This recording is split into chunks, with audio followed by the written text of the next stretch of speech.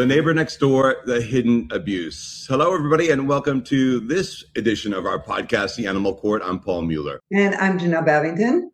Glad to have you with us today. Janelle, how are you doing? I'm fine. How are you, Paul?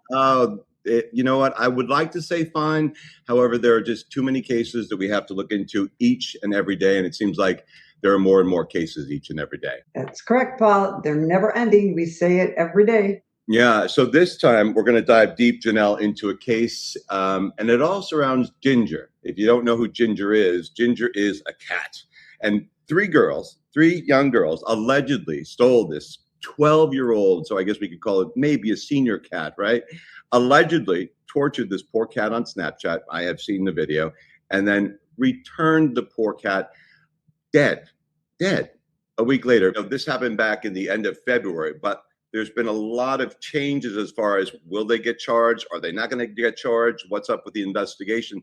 But today we're taping this. It's Wednesday and it's July 1st. You've learned some new information and it's actually a positive step in the right direction as we try and get justice for Ginger. Let's back up a little bit. This case started, Paul, in February 28th. It's a gruesome case, as they all are. And particularly alarming is it was three teen girls. So they allegedly, as you mentioned earlier, stole a cat, 12-year-old senior cat from a woman named Maggie in South Carolina. They stole the cat from her porch, tortured the cat on Snapchat, shaved the body, laughed about it hysterically, as was quoted by one of the reporters. The video is there. The evidence is there. They later returned the tortured, shaved cat in a trash can, dead, back to Maggie. Why? We have no idea. It's sick. There you go.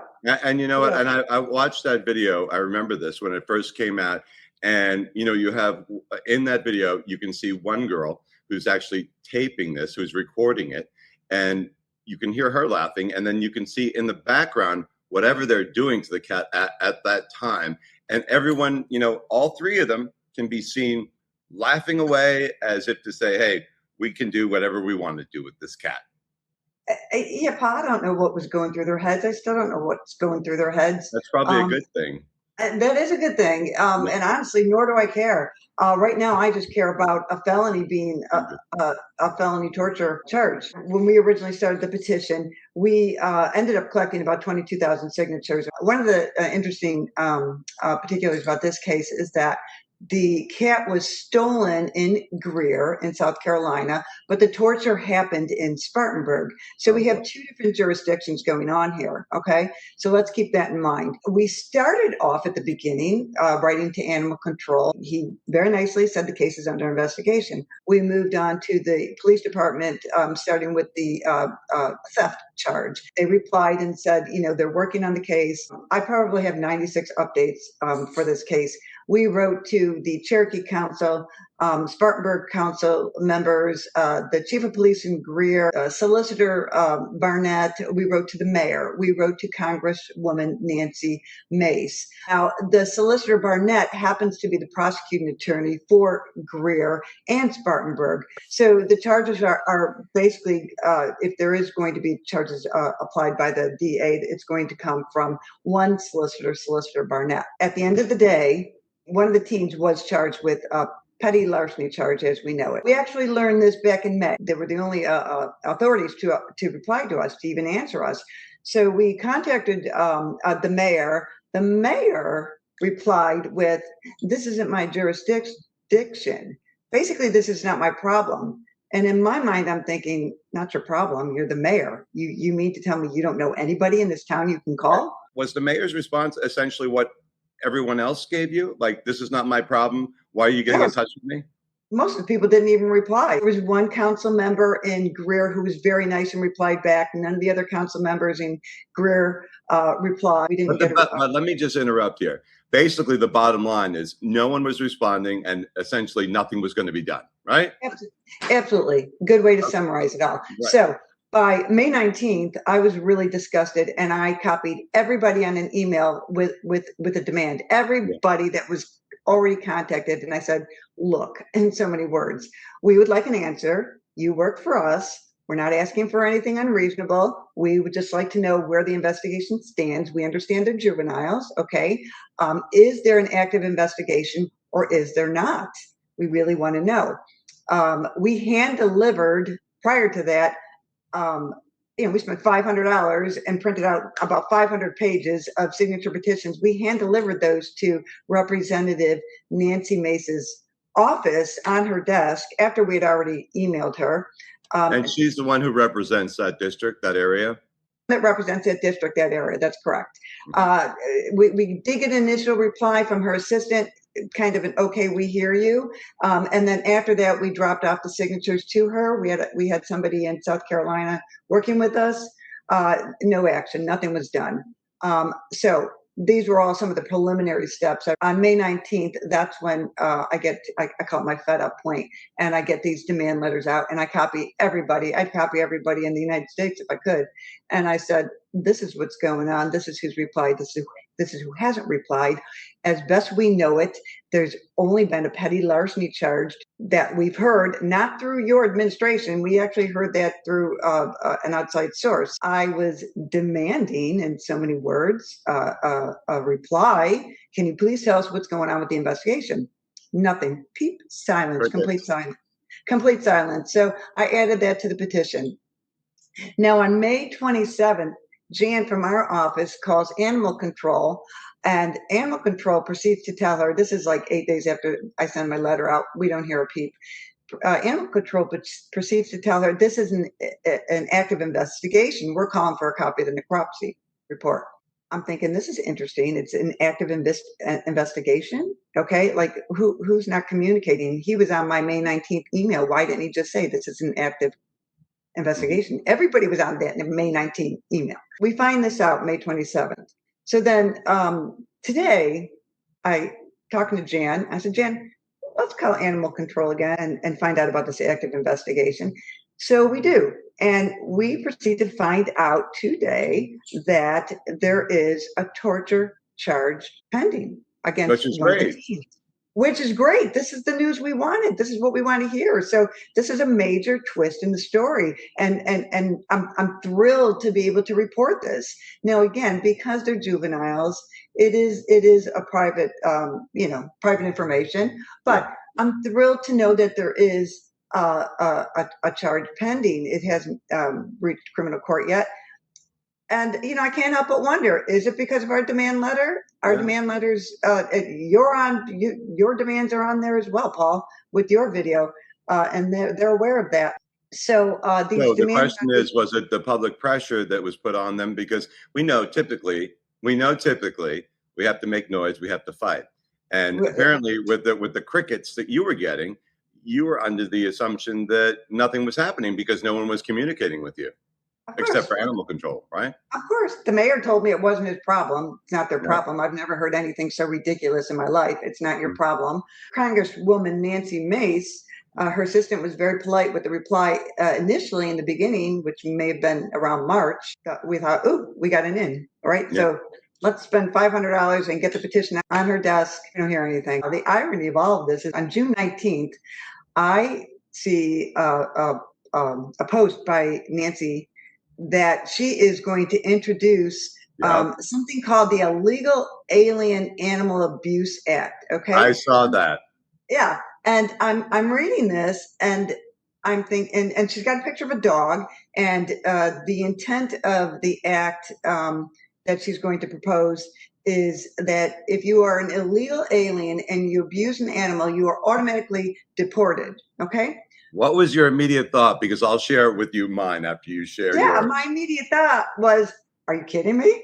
First of all, why aren't you catering to the people in your district now? And what does this have to do with illegal aliens? Okay. So, so somebody with a polka dot shirt gets charged, but somebody with a striped shirt doesn't get charged. I mean, that's what's going through my head. To me, it was almost like I had the same reaction. Why don't you, think about what's going on at home with people who are American citizens? Because we have such a huge problem. Why was she even doing that in the first place? Because we know that politicians often use animals, right, as a ploy, as a way for people, as a way to get into people's good graces. Well, she likes a cat. She likes dogs. Look at the bill she's introducing, right? Well, let me tell you what. The issue was about a cat, and she had a picture of a dog on there. Okay, which I can go on and on about that issue too. How many times do I tell you, Paul? Dogs and cats, dogs and cats, dogs and cats.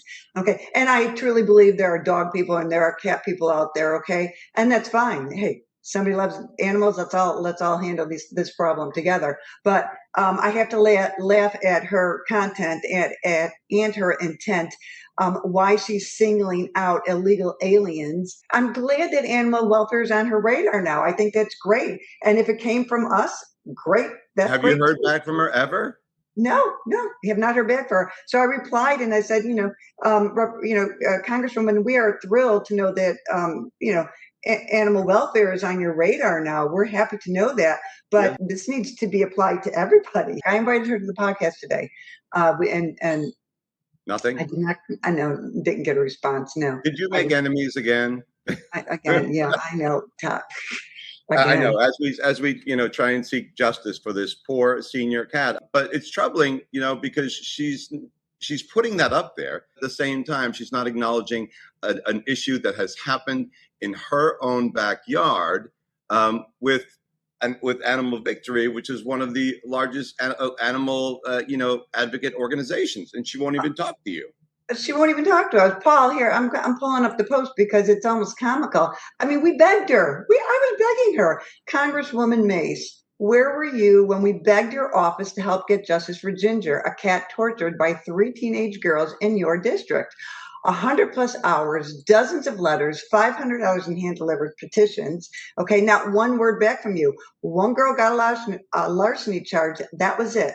Of course, that's what we knew at the time. That's changed, right? Right. Now you are introducing legislation and posting about how much you love animals. We are glad animal cruelty is on your radar. Okay, of course we are. But the animals in your own district needed you first, and you were nowhere to be found. And this is what's mind-boggling. And I proceed to say, tune into the Animal Court podcast next week, which is now, and we will be, mentioning your name and talking about Ginger and discussing what it means when elected officials show up for animals only when there's a political headline attached. Because as far as I'm concerned, this is what's going on. America should not be a sanctuary for animal abusers. We agree completely, but start with the ones that are already here.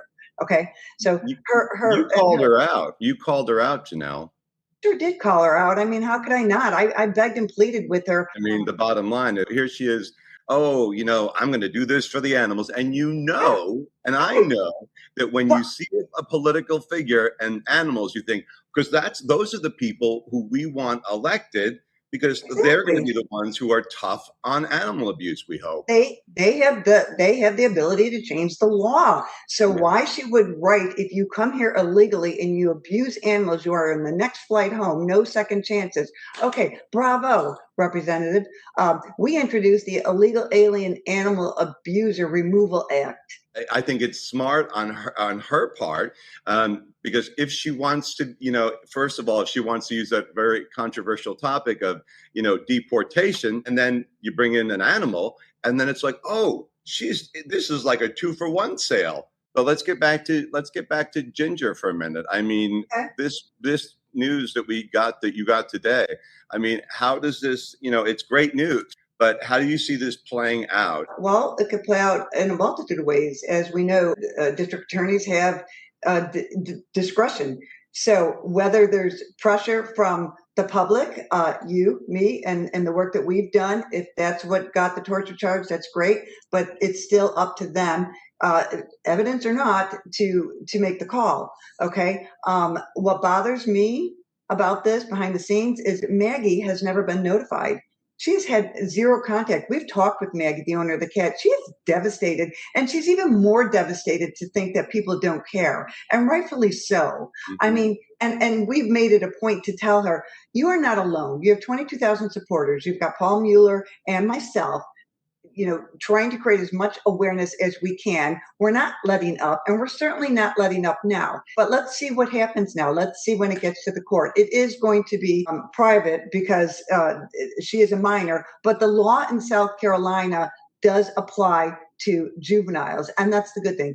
I just want to get back to Maggie for a minute. Yeah, it's Maggie. Maggie's allergic to cats. She's had two cats on her porch forever. She loves her cats. They're there. She goes to work. They're there every morning, every day. Maggie is devastated that she has not been contacted. And quite frankly, she's a little bit nervous, and rightfully so. But she's mortified. And as we know, Paul, animals are considered property. I'll probably say this on every podcast, and so will you. We know it. So until animals get rights, we're going to have to push and push and keep on pushing to get to the bottom line. But she's in her mind, she's not thinking of the animal's property. That's her child, so to speak. Okay, and you can hear her on the news station. She doesn't understand how first of all how it could happen.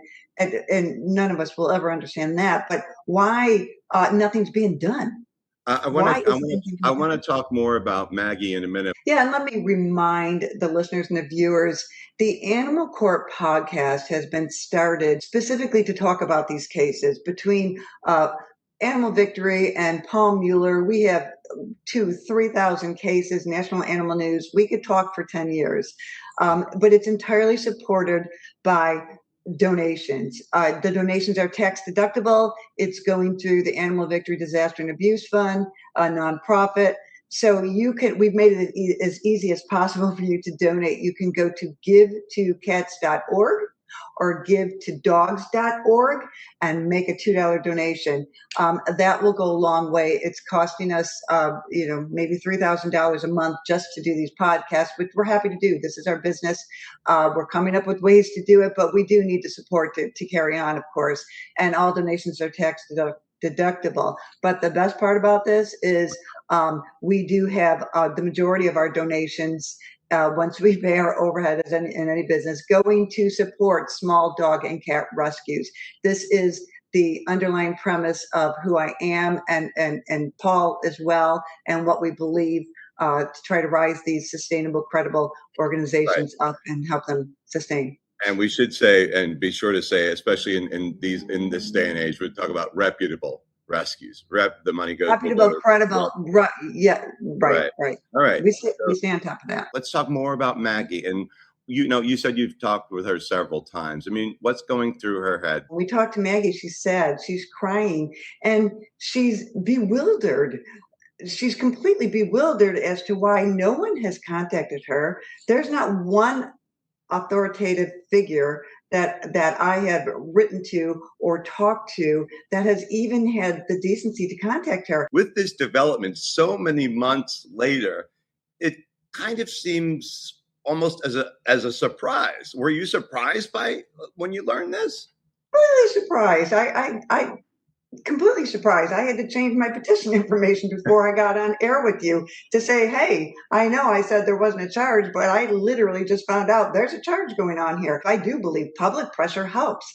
That demand letter that went out on May 19th very well could have shaken up a lot of people there to say, we got to move on this, okay? And again, Maggie has not been notified. I don't understand why. She's sad. I mean, think about it when we lose a pet, and then to have to lose a pet that way, to know that somebody in your neighborhood violated you, took their animal from the porch, tortured the animal, okay? Shaved the animal, laughed about it, Paul. I remember watching the video. It was awful, and all I could think of was, where are their parents? And the other thing too is, Janelle, and we've seen this a lot in recent days and recent weeks, is that oftentimes people will go ahead and take video of what they're doing, right, and then post it to social media, and essentially they're putting the evidence up online. I've had a few cases recently. Detroit, the guy who allegedly, took the life of that of the raccoon and set the raccoon on fire. Right. Took video of it and then uploaded it to social media. And look at this. He was arrested. That's the beauty of social media, though. People get mad, and we get these kind of comments. Can you do a petition? Stop these, abuse cases from being on social media.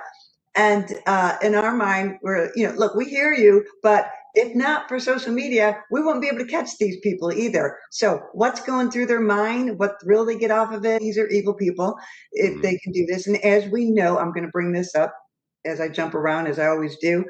An animal abuser is 4 to 5 times more likely to be a people abuser, if you will, in the Yeah, future. the studies show the link is there. The link is there. There, the FBI. High percentage if one goes from animals, and then Right. they move on to their human victims. Exactly. So the courts need to take these cases seriously, okay, because it does affect the entire community. We don't know what these abusers are going to turn into, if they are going to become people abusers in the future. But the studies show that they're 4 to 5 times more likely. I want to go back to the social media bit for a minute because Okay. I've done a few cases lately where the authorities involved say, you know what, don't solve this case on this case is not going to be solved on social media, and disregard all that. And I've worked these cases where the authorities have said that. It's the thing is they're saying don't look to social media, but that's oftentimes how prosecution actually happens. Oh, that's how the case we talked about last week with the horses, okay, Yeah. and the stabbing. The prosecuting attorney over there was not known for prosecuting too many animal abuse cases, okay? I mean, but at the end of the day here, Janelle, besides this being on Snapchat, do you think social media had anything to do with helping this case along as far as getting justice for Ginger? I know social media has to do with all of these cases that end up getting justice. I say it's definitely social media for the majority of the cases. There are animal loving, district attorneys and judges out there and people that do enforce the law, but there are far too many that do not enforce the law. Again, the jails are filled with, violent offenders. They want to dismiss the case. Animals don't have rights, and I can go on and on. So, if not for social media and all of the other animal advocates and other petition organizations and people who talk about these cases, we wouldn't get anywhere. So, the culmination of all of us working together is what's going to get the job done without question. We have to tell these people there are laws, okay? And in every jurisdiction, the laws are different. So that always does play a part. You talked about the reality of the situation with Ginger right now. We don't know what's going to happen, but we will continue to keep the pressure on. So at the end of the day, Janelle, where do you think this case is going to go? That's a good question, Paul. I'm really not sure.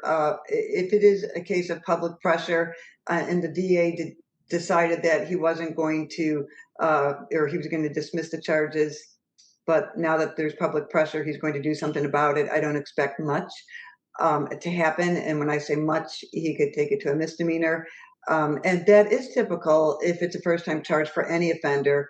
If it that a misdemeanor would be applied or probation. Yeah, Okay. but let's think about this for a minute, if I can interrupt. I mean, we're talking about 3 kids. We're talking about the formative years. And this is the time, really, where lawmakers should get involved and the authorities should get involved and put the pressure on right now to say, you know what? So this way, they can prevent it from possibly happening in the future, not just with an animal, but with a person. That's the bottom line here. Of course, Paul, that would make sense. All right. So is it going to happen? If you're asking me the reality of how severe the penalty will be, I can only hope that they push for the maximum. I can only hope that they apply the maximum punishment, which would be 5 years in jail, a minimum of 180 days in jail, and even 180 days in jail, we would be thrilled. Just do not dismiss the case. They've taken it this far. I'm going to assume because they took it this far, they are going to charge her with something. And let's hope that the penalty, fits the crime. The only penalty that would fit the crime for me would be 5 years. Okay. So we'll see what happens. We'll certainly be staying on top of it. Let's see if they do make examples out of these kids, if indeed these kids are convicted. And that, of course, is the hope. That is a hope.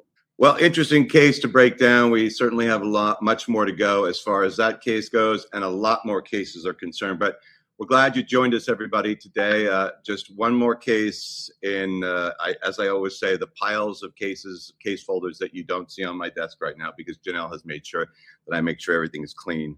cleaned off the kitchen as well. That's right. And next week we will be back with another case, same kitchen, clean or not. And I believe we're going to be working with the quote unquote Miranda case, which is going to be a very intriguing case. And before we leave, one more time, last call for donation. We are funded entirely by supporters and listeners and viewers like you. In order to keep this podcast going, you can go to givetocats.org or give2dogs.org. It's that simple. $2 donation will go a long way in supporting our cause. It certainly will. And we're so glad you joined us, everybody. If this is your first time, welcome. If it's not, well, welcome back again, and thank you for joining us.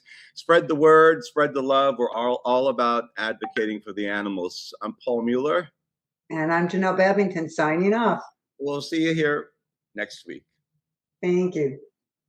This is The Animal Court, a nonprofit podcast that's powered in part by your donations. Please visit us online at theanimalcourt.org and don't miss the next episode.